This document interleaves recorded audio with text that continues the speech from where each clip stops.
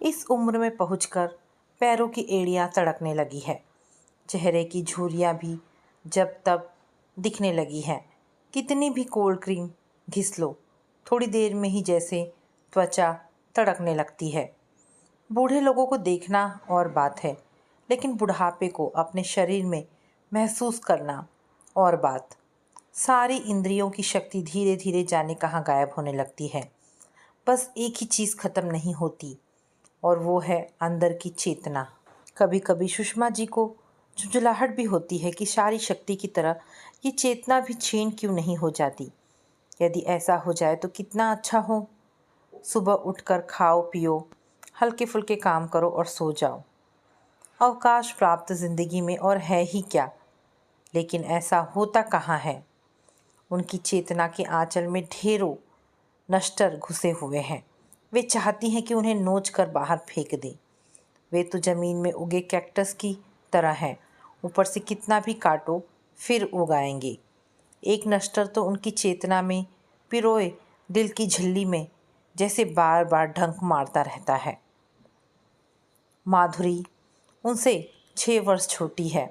वह गोरे रंग, चिकनी त्वचा वाली गोल मटोल महिला है। अक्सर ऐसी स्त्रियों के गाल उन्नत होते हैं और आंखें छोटी छोटी व कटीली। वो इनका इस्तेमाल करना भी खूब जानती है। कहने को तो अरविंद जी की दूर के रिश्ते की बहन है, लेकिन जब भी घर में कदम रखेगी, आंखें नचाकर तरह तरह के मुंह बनाकर इस तरह बात करेगी कि अरविंद जी हंसते हंसते लोटपोट हो जाते हैं। अपनी ही बात पर मोहित हो वे अरविंद जी के गले में बाहें डाल देंगी। क्यों भैया, मैंने ठीक कहा ना? तुम गलत ही कब कहती हो? अरविंद जी उनकी ब्लाउज व साड़ी के बीच की खुली कमर को अपनी बाहों में घेर कर उन्हें अपने पास खींच लेंगे। ये भाई बहन का नाटक कुछ महीनों से वो देखती चली आ रही हैं। कुछ बोलने की हिम्मत नहीं होती। घर के किसी कोने में आंसू बहाती रहती हैं या कुढ़ती रहती हैं। इस गले लगाने या लिपटने से आगे भी उन दोनों के बीच कुछ और है। वे टोह नहीं ले पाई हैं।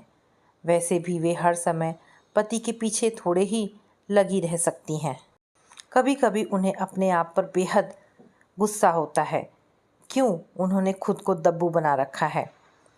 विवाह से पहले जब वे सोफे पर कूदकर धम्म से बैठती थीं तो अम्मा बड़बड़ाया करती थी, क्या लड़कों जैसी उछलती कूदती रहती है, ज़रा लड़कियों जैसी नजाकत से रहा कर।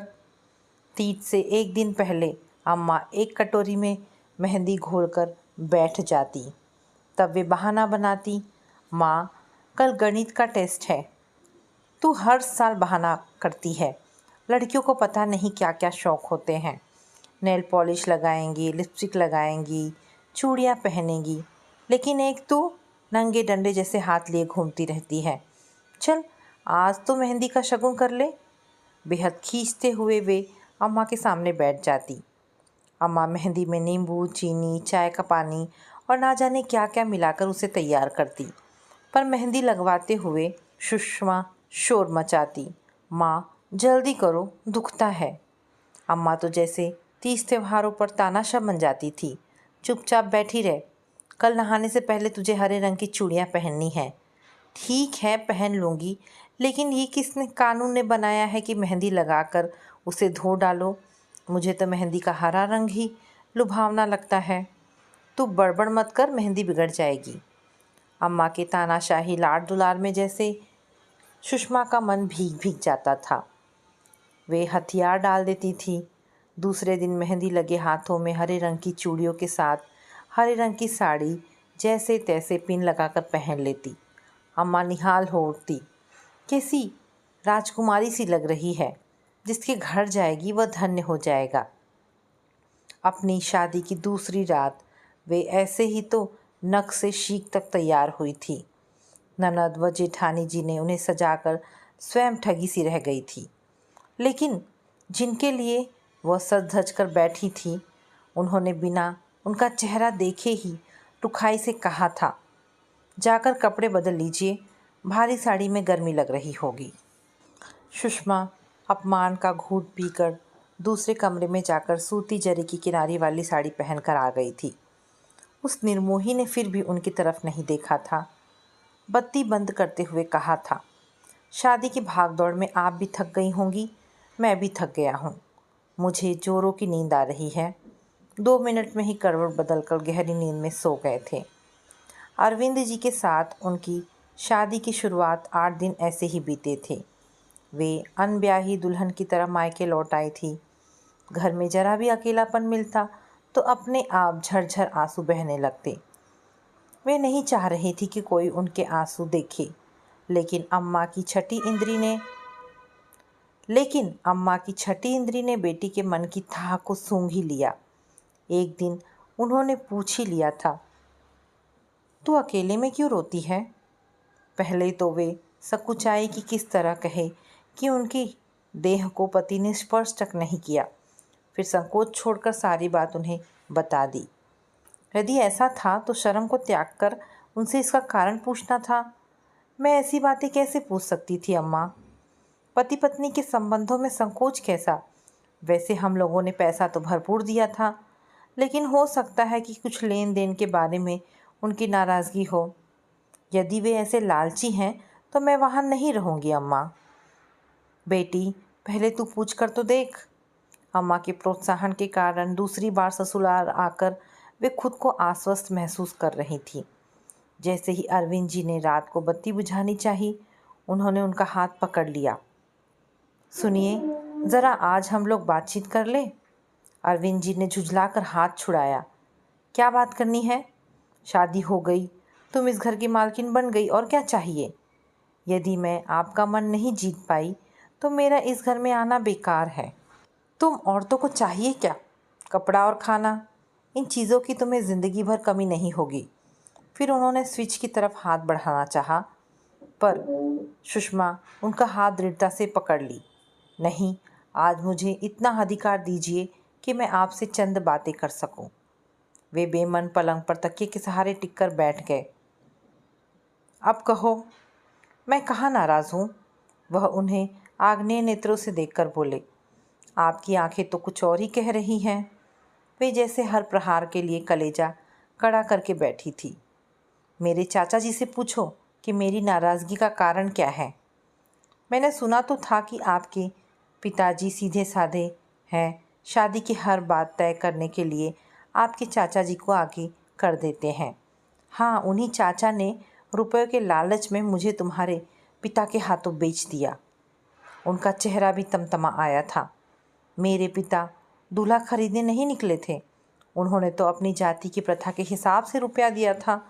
फिर मेरे पिता व्यापार करते हैं, उनके लिए 3 लाख रुपए अपनी मर्जी से देना बड़ी बात नहीं है। 3 लाख? लेकिन चाचा ने तो हमें 2 ही लाख रुपए दिए थे। नहीं, सच में मेरे पिताजी ने 3 लाख रुपए दिए थे। तो क्या मेरे चाचा जी झूठ बोलेंगे? इस बात का निर्णय तो बाद में होगा। अब परेशानी ये है तो हम लोगों को सहज जीवन व्यतीत करना चाहिए। मैं तुम्हारे लिए बिका हूँ, ये बात मुझे सहज नहीं होने दे रही। मैं आपको सहज कर दूँगी, कहकर उन्होंने स्वयं बिजली के बटन पर हाथ रख दिया। ऐसे में उनके कंगन बज उठे थे। उन दिनों वे मन ही मन कितनी आहत होती थी। पति तो नव विवाहिता पत्नी का दीवाना हो जाता है, लेकिन सुषमा के हाथ में कुछ उल्टा ही रचा था।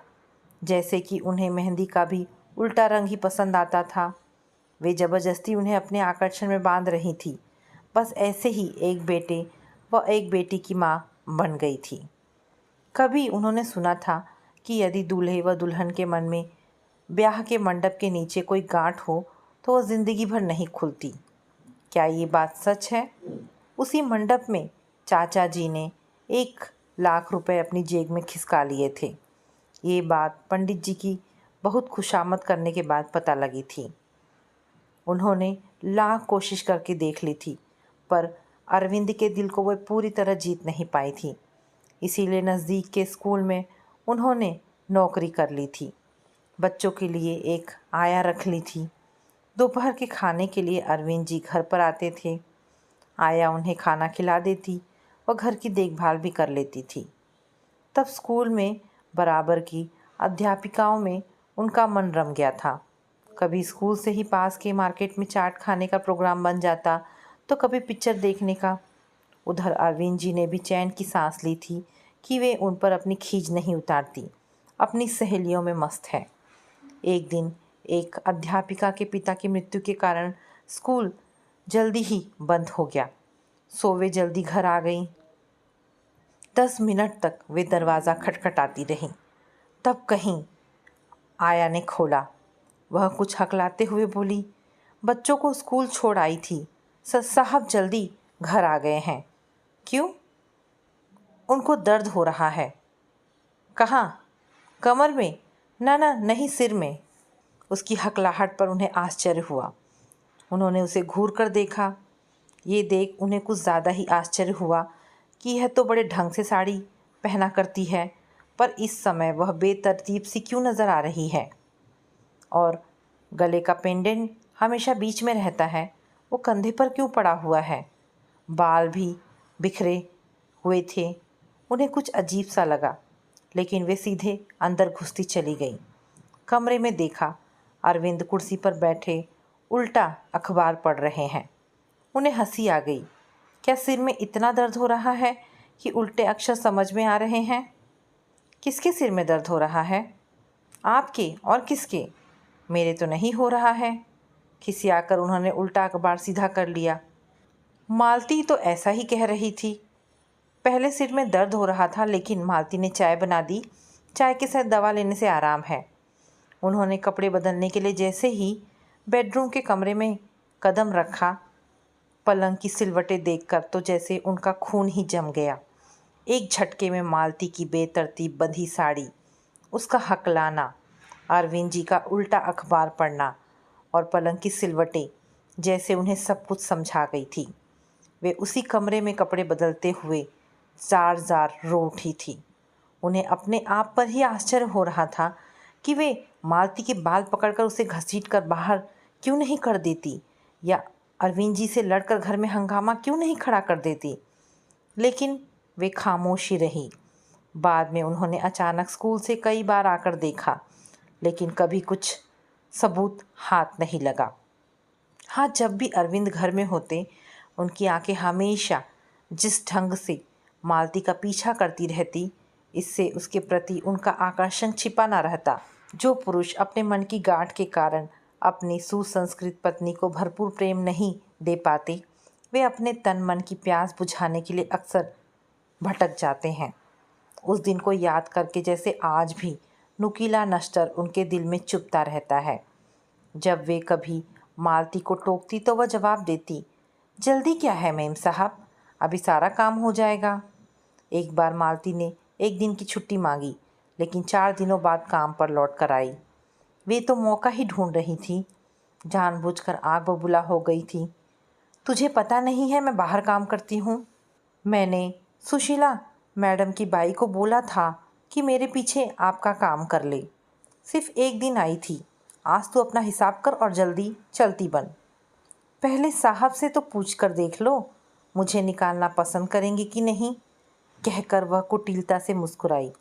साहब कौन होते हैं घर के मामले में दखल देने वाले? कहते हुए सुषमा का चेहरा तमतमा गया। लो बोलो, वे तो घर के मालिक हैं। किस औरत को अपने घर में रखना है और किसे नहीं, वे ही तो सोचेंगे। मैं जब आई थी तो कैसे उदास रहते थे, अब कैसे खुश रहते हैं। उनकी खुशी के वास्ते ही अपने घर में रख लो। तू बहुत बदतमीज़ औरत है। देखो, गाली मत निकालना, गाली देना हमको भी आता है, मालती चिल्लाई। उन्होंने बिना बोले टेबल पर रखे पर्स में से रुपए निकालकर उसका हिसाब चुकता कर दिया। वह बड़बड़ाती हुई चली गई। लेकिन क्या आज भी उनके जीवन से वह जा पाई है? उनके नारित्व की खिल्ली उड़ाती उसकी कुटिल मुस्कान क्या अभी भी उनका पीछा छोड़ पाई है?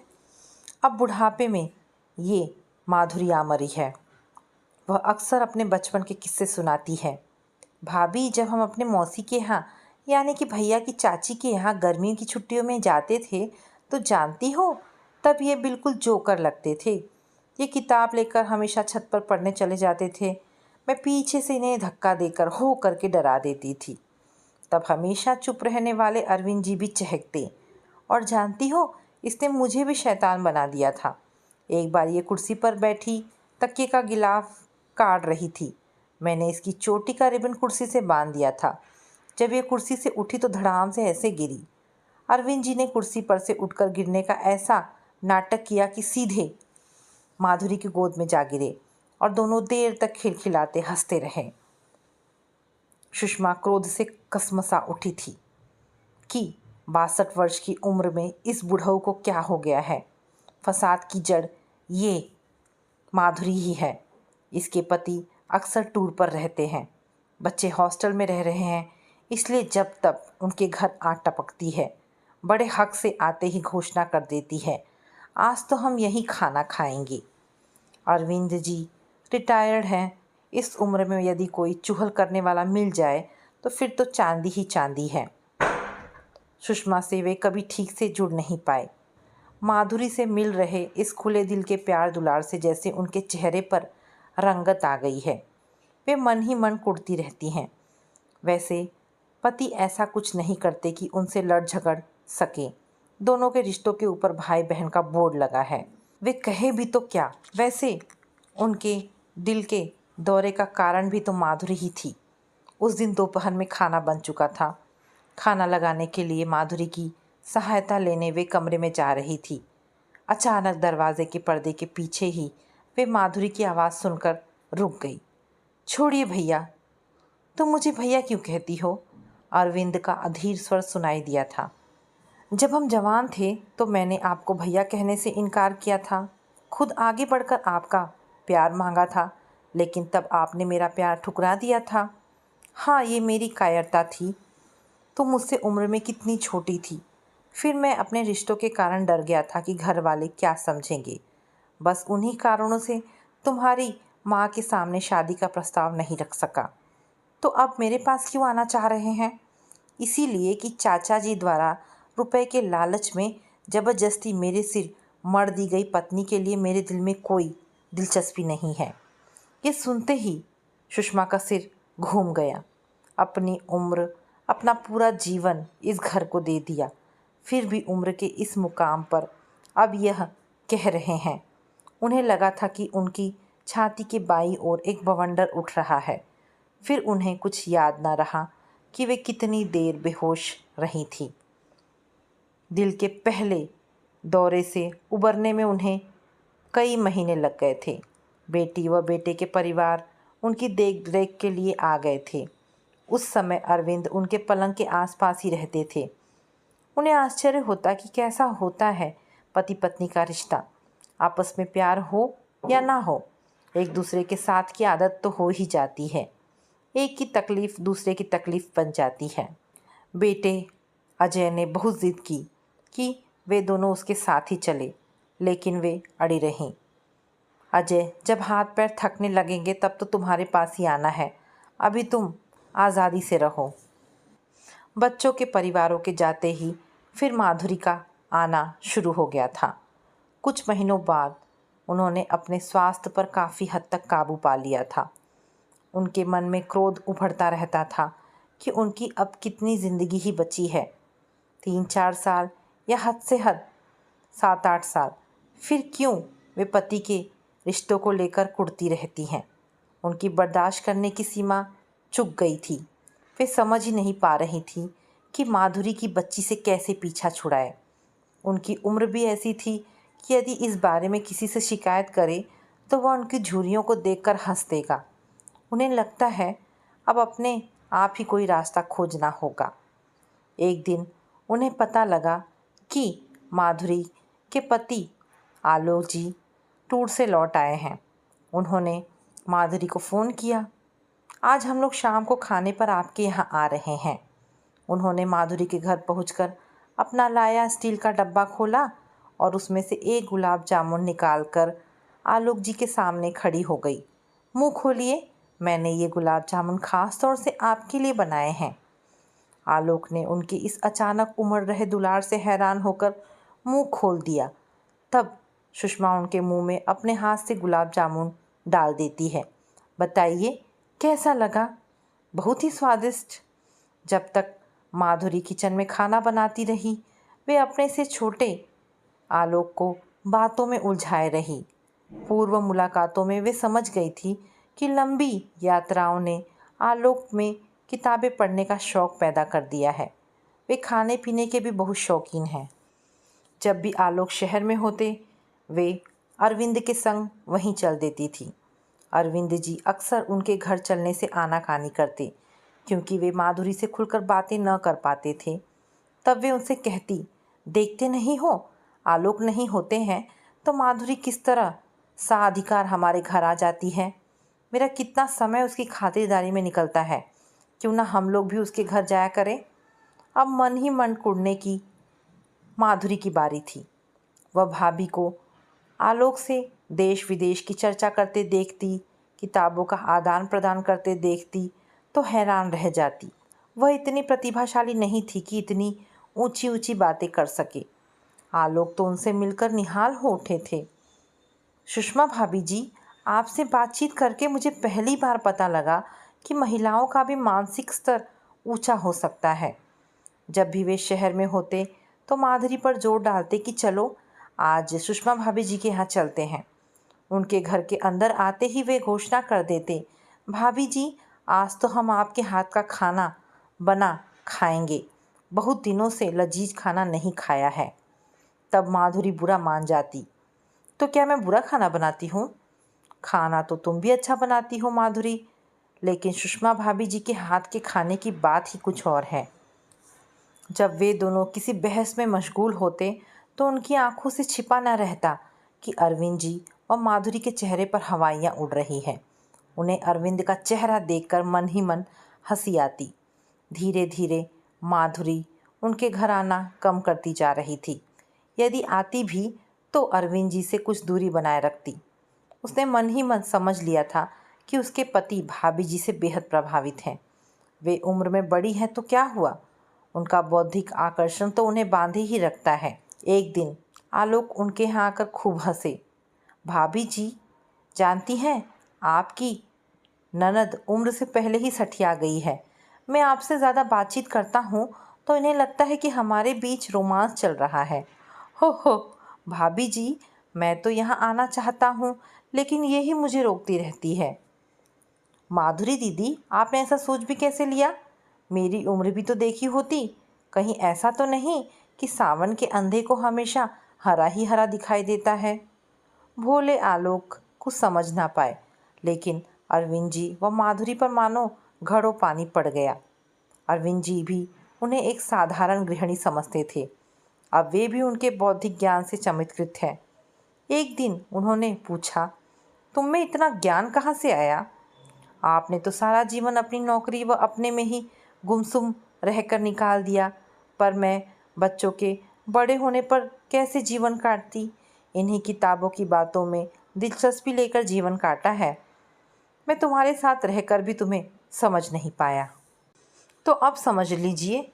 इतना कहकर उन्होंने अरविंद के कंधे पर सिर टिका दिया। अभी देर कहाँ हुई है? जब अरविंद ने हंसकर उनके कंधे पर हाथ रख दिया तो उन्हें ऐसा महसूस हुआ जैसे उन्होंने तमाम नश्तरों को थाम लिया है। तो दोस्तों, ये कहानी यहाँ पर समाप्त होती है। आशा करती हूँ कहानी पसंद आई होगी। अगर कहानी पसंद आई है तो प्लीज़ इसे लाइक एंड शेयर करें। दोस्तों, ऐसी ढेरों पारिवारिक और शिक्षाप्रद कहानी सुनने के लिए मेरे चैनल को प्लीज़ सब्सक्राइब करें। धन्यवाद दोस्तों।